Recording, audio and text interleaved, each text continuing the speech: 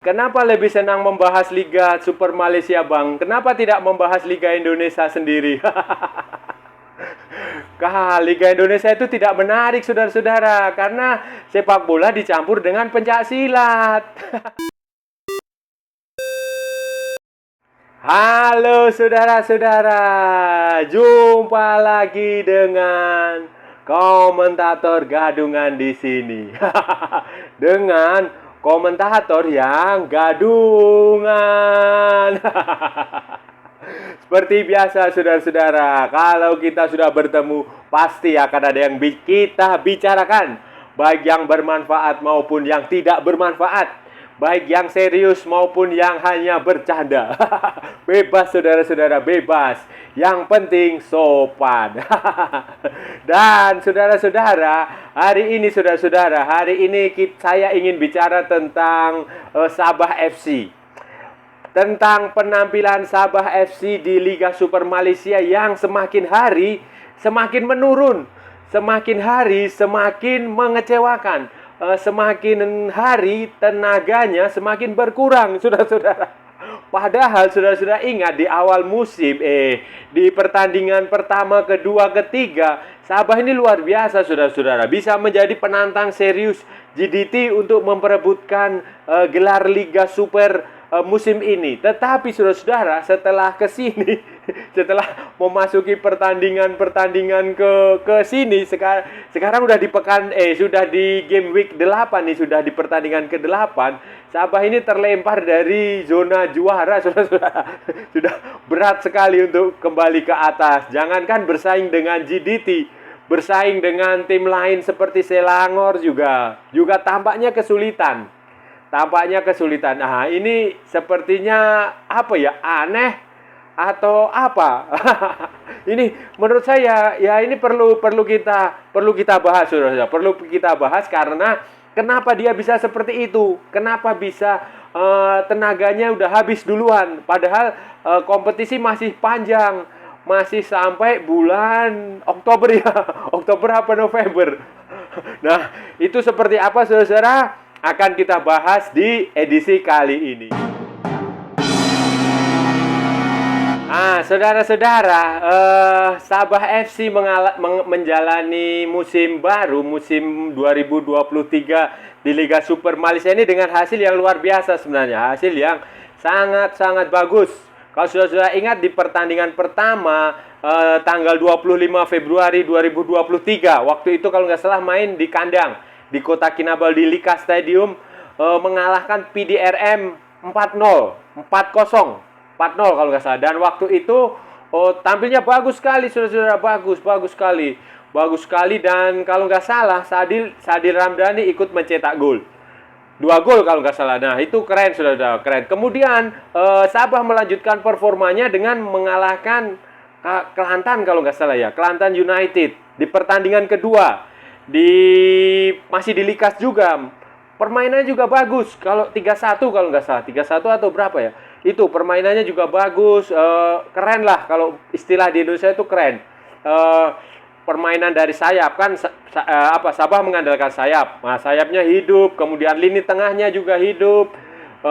Permainannya bagus lah pokoknya. Kemudian 2 pertandingan awal itu sudah cukup untuk membuat mereka berada di puncak klasemen. Di puncak klasemen Liga Super Malaysia di pekan kedua, di game week kedua, di itu sudah cukup, dan itu sudah cukup membuat banyak orang yakin, optimistis kalau Sabah ini bakal menjadi penantang serius JDT untuk memperebutkan gelar Liga Super Malaysia 2023. Apalagi saudara-saudara, kemudian di pertandingan ketiga, waktu main di kandangnya Kuching City di Sarawak, di Kuching atau mana, di Sarawak itu, walaupun bermain dalam kondisi lapangan yang hujan, yang basah, yang jelek sekali, Sabah ini berhasil menang kalau nggak salah 2-1 dan itu semakin menunjukkan bahwa Sabah ini punya potensi untuk menjadi salah satu tim yang penantang serius dari JDT maupun bersaing ketat dengan tim-tim lain seperti Selangor, seperti Sri Pahang, seperti Kelantan, dan lain-lain. Itu 3 pertandingan awal itu sudah menjadi sinyal yang luar biasa. Apalagi komposisi pemain mereka termasuknya bagus karena antar kombinasi yang padu. Saudara-saudara, setelah 3 pertandingan yang gemilang, yang bagus, yang luar biasa, ternyata perjalanan Sabah ini mulai mendapatkan kendala. Kita nggak akan bicara tentang kontroversi pengadil lapangan ya, wasit, referee, salah satu referee yang itulah udah tahu semua lah, saudara-saudara. Kawan-kawan di Malaysia udah tahu itu referee itu. Tapi kita nggak akan bicara soal. Tapi faktanya adalah setelah 3 pertandingan bagus itu, kemenangan itu, 3 pertandingan dengan 9 poin, itu kemudian Sabah mulai apa ya istilahnya itu, kalau di Indonesia itu megap-megap, kalau bahasa Jawa itu megap-megap, apa nafasnya mulai terengah-engah. mulai susah bernafas.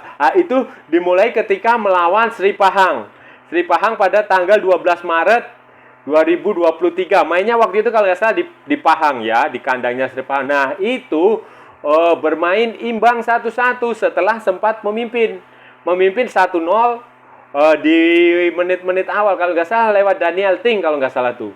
Daniel menit ke-14, kemudian disamakan oleh Sherman di menit ke-26. Nah, itu awalnya di situ. Jadi mulai tergelincir pertama di situ.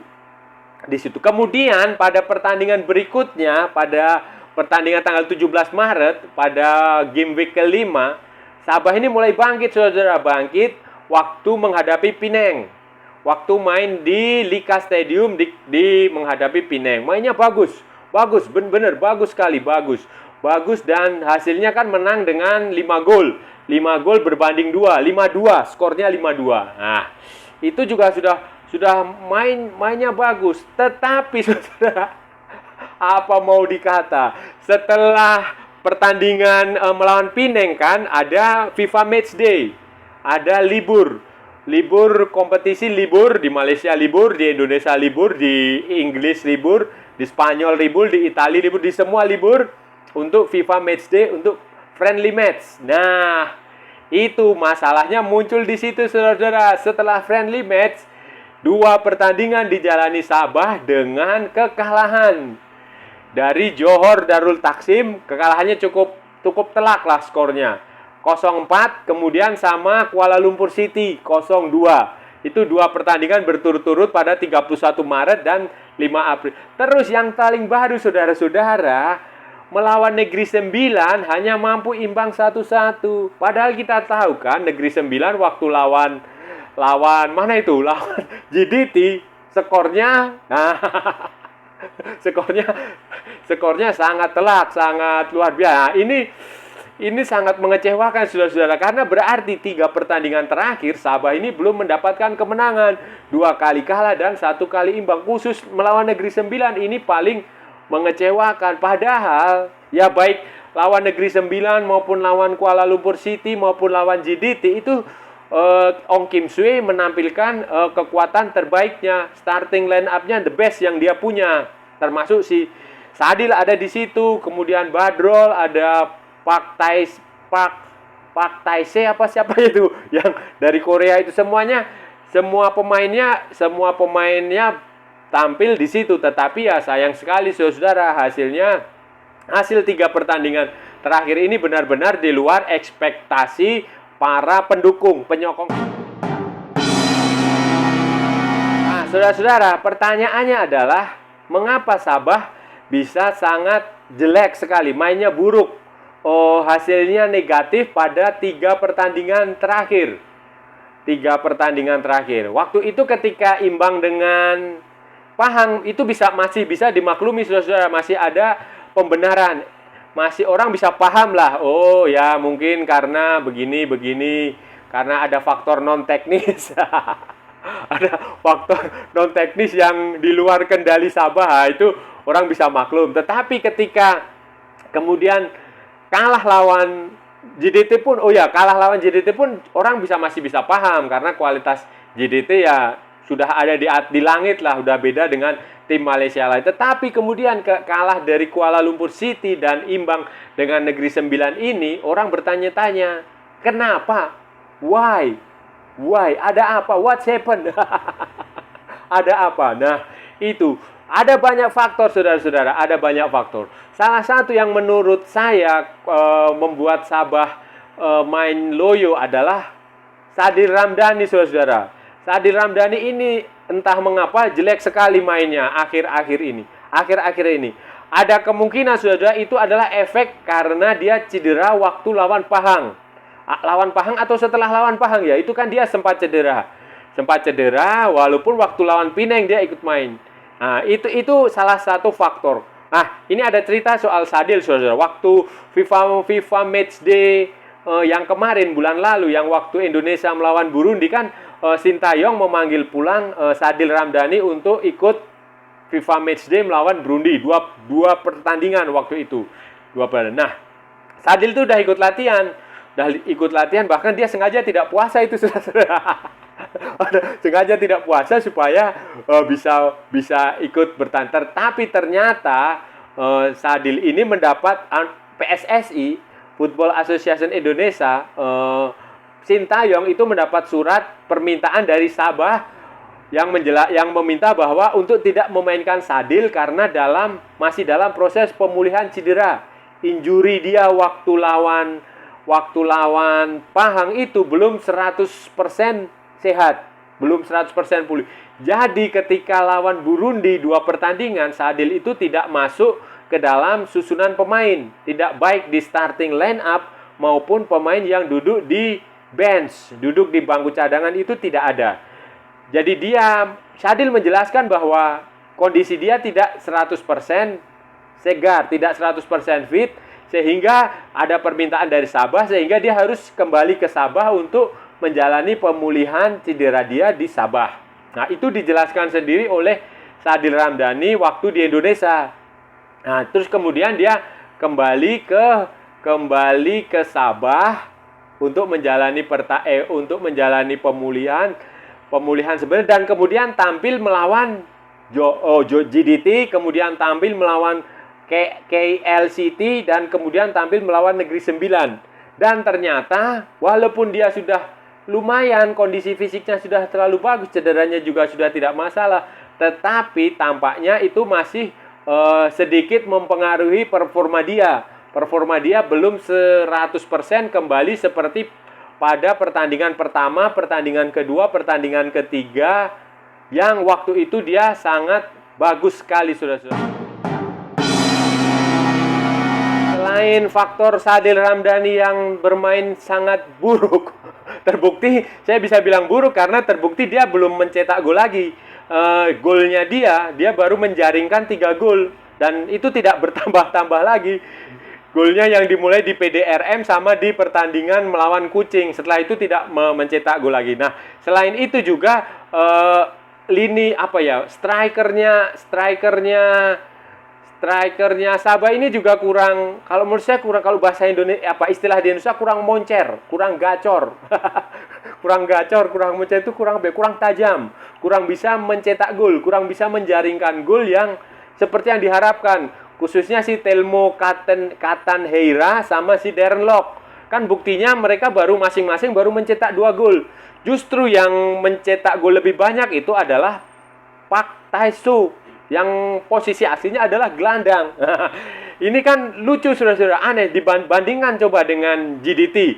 GDT di sana ada Arif Aiman sama siapa itu yang penyerangnya itu, Backson atau siapa itu. Nah, itu yang mencetak gol, strikernya kan, penyerang depannya yang berhasil mencetak gol. Nah, ini sementara di Sabah ini penyerangnya malah justru tidak terlalu bagus dalam mencetak gol. Justru yang menjadi pencetak gol terbanyak, top scorer adalah Pak Tae-soo yang berposisi sebagai gelandang. Bahkan koleksi Darren Lock sama Telmo Katanheira ini sama dengan Daniel Ting kan, yang posisinya adalah pemain belakang. Nah, itu faktor kedua. Faktor ketiga kemungkinan adalah gaya permainan, gaya menyerang, gaya cara memperlakukan bola dari Sabah ini, taktik dan strategi Ong Kim Sue ini sudah terbaca oleh lawan-lawan Sabah, saudara-saudara. Jadi ini akan mudah dimatikan karena kalau saya lihat memang sangat mengandalkan permainan sayap. Jadi sangat, kalau Sadil main dia akan mengandalkan kemampuan teknik individualnya Sadil. Tetapi kalau satu pemain Korea yang satu lagi tuh yang Ko Kwang Kwang Min atau siapa itu? Yang pemain Korea itu dia akan mengandalkan long ball. Nah, itu sudah bisa, tampaknya sudah bisa dibaca. Tidak ada alternatif lain untuk menyerang untuk membongkar pertahanan lawan, sehingga ketika pemain-pemain sayapnya Sabah dimatikan, ya yang terjadi seperti ini, saudara. Dua pertandingan dengan kekalahan dan satu pertandingan dengan hasil imbang berturut-turut. Sabah kembali menghasilkan kemenangan.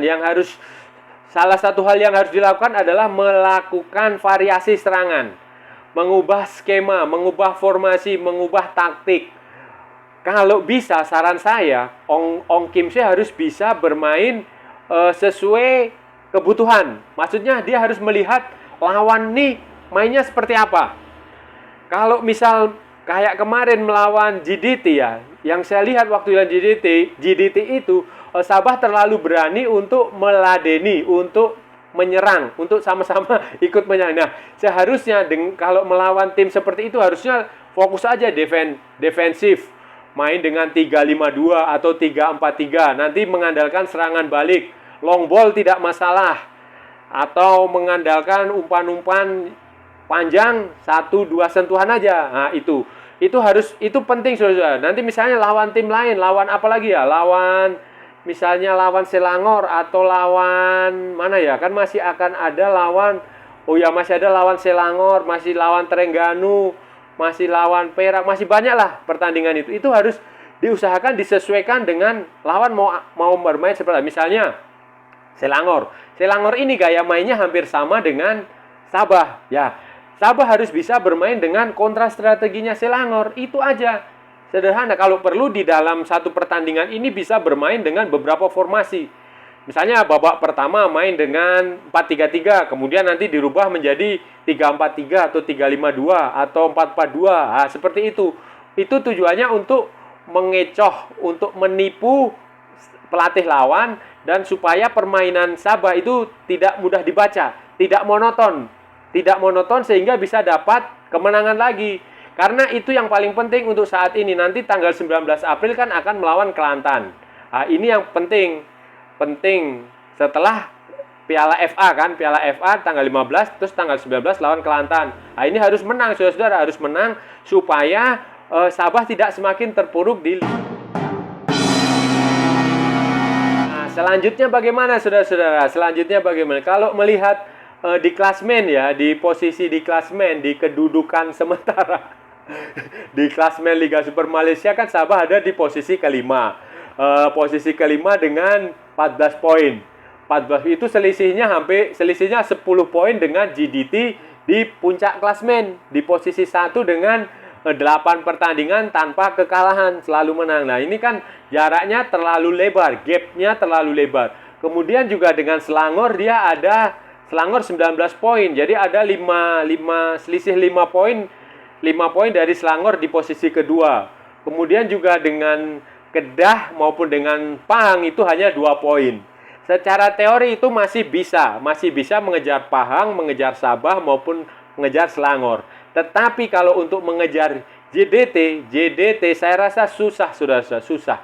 Walaupun kompetisinya masih panjang, masih sampai pertandingan ke-26, masih sampai bulan November kalau nggak salah ya, November atau Oktober.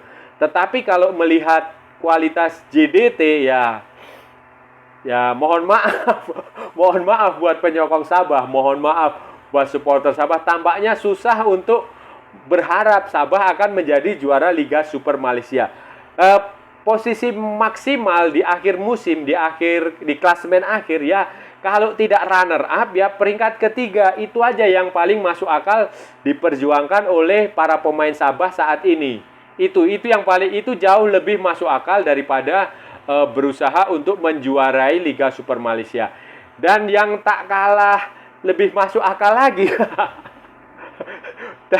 Dan yang bisa jadi apa ya istilahnya itu gelar alternatif sebagai obat pelipur dahaga lah atau apa ya untuk mengobati kekecewaan kalau pada akhirnya Sabah tidak akan bisa menjadi juara Liga Super Malaysia, ya mencari piala tempat lain. Piala tempat lain maksudnya begini, maksudnya kan masih ada piala FA, terus ada piala Malaysia. Nah, itu bisa dijadikan apa ya? Bisa dijadikan sasaran alternatif. Bisa menjadi kompetisi yang dimenangkan turnamen. Dan kalau nggak salah nanti tanggal hari Sabtu atau hari Minggu nih, ada piala FA, Sabah akan melawan Kelantan kalau nggak salah ya. Kelantan atau mana? Oh ya, FA akan melawan Kelantan tanggal 15 April di babak 16 besar di round 16 atau berapa. Nah, itu bisa dijadikan alternatif saudara. Apalagi musim kemarin kan Sabah juga sampai di final piala apa ya? Piala Malaysia atau piala FA musim lalu. Itu waktu dikalahkan sama JDT. Itu yang paling masuk akal saudara-saudara. Walaupun kemungkinan juga nanti di final ketemu JDT lagi, tapi tidak apa. Yang penting berusaha tampil di piala FA, piala Malaysia dan piala-piala lain, atau mungkin piala AFC ya. Atau dia Sabah ikut AFC tidak? Kalau ikut AFC ya bisa aja berjuang di situ saudara-saudara.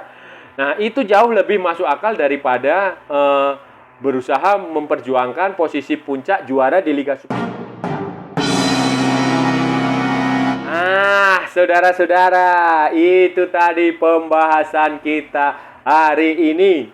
Kita sudah bicara panjang lebar tentang Sabah FC, tentang apa yang sebenarnya terjadi menurut analisis komentator gadungan. Dan kita tadi juga sudah berpendapat bagaimana seharusnya yang dilakukan Sabah untuk pertandingan-pertandingan berikutnya supaya bisa kembali ke jalur yang benar. Nah, itu tadi versi gadungan saudara-saudara. Kalau saudara-saudara punya pendapat sendiri ya silahkan aja diutarakan.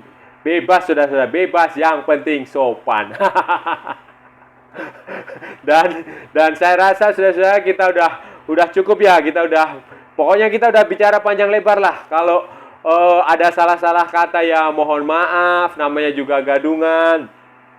Tapi kalau itu benar berarti sebuah kebenaran saudara-saudara. Kalau saudara-saudara merasa channel ini bermanfaat, berguna, menghibur, inspiratif, silahkan like, share, and subscribe. Dan sebarkan ke semua orang yang saudara-saudara kenal. Tetapi kalau tidak, abaikan saja. Jangan di-report saudara-saudara, jangan di-report. Kasihan saya. Dan kalau saudara-saudara berminat juga silahkan ikuti pula akun media sosial komentator gadungan, ada di Facebook, ada di Instagram, dan di TikTok. Oke saudara-saudara, itu tadi pembahasan kita hari ini. Kalau ada waktu kita sambung di edisi-edisi berikutnya dengan tema, dengan topik, dengan pembahasan, dengan ulasan yang tak kalah tidak bergunanya. Oke saudara-saudara, sampai bertemu lagi. Salam olahraga dan merdeka.